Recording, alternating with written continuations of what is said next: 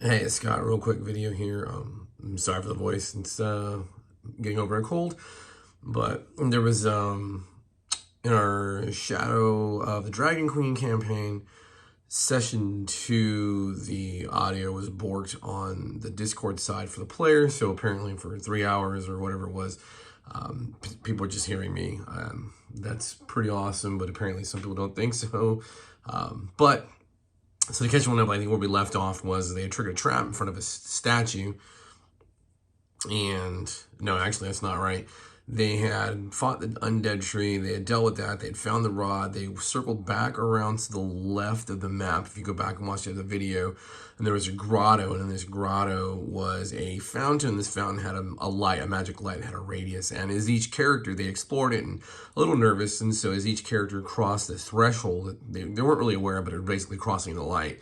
They began to hear a voice that was tempting them. It was more a malevolent male voice, and eventually it was found out to be maybe an ancient spirit or something. But it tried to convince each one of them to free it and to put this rod back, and essentially kind of restore the temple that they found. Those Sylvanas the elves had come in here, and then the Seekers had come in here, and there was this long line of folks trying to deal with this what is an ancient temple.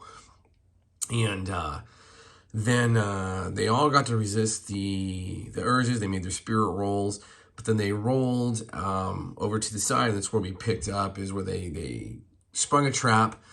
And as they spring that trap, everyone survives. The knight did almost go down. He took some wounds, but it was okay.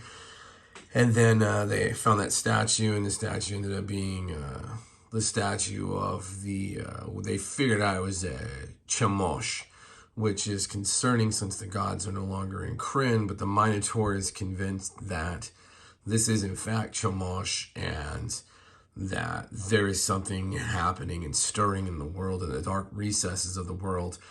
So that's kind of where it was. I mean, it took a little time because they messed around a lot on the fountain side, as you might imagine. Very nerve-wracking for them. And then they did just a little more investigative work. They talked things out. They tried to figure some stuff out.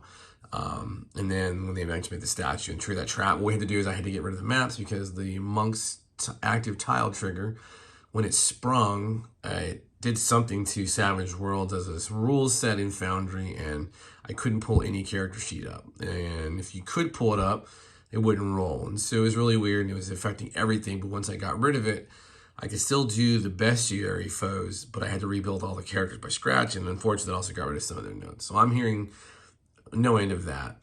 But I wanted to get this up and out, just to catch up on kind of what happened between the videos that you see. And then after this goes out, I will put up the game we just played the other night. Again, I was sick, so it'll be a little bit low energy. Could not keep pace, as you might imagine. Kind of hard to breathe and think. And I, had gotten high on NyQuil and everything else right before the game, which is a rookie mistake, but it is what it is. So that's kind of where it is. And thanks for watching. Thanks for the support. And you can catch me either on Role Playing as Smart People, or you can catch me over doing Savage Worlds for the G&G Tabletop, and wherever else you might find me. Stalk me. Okay, thanks. Bye.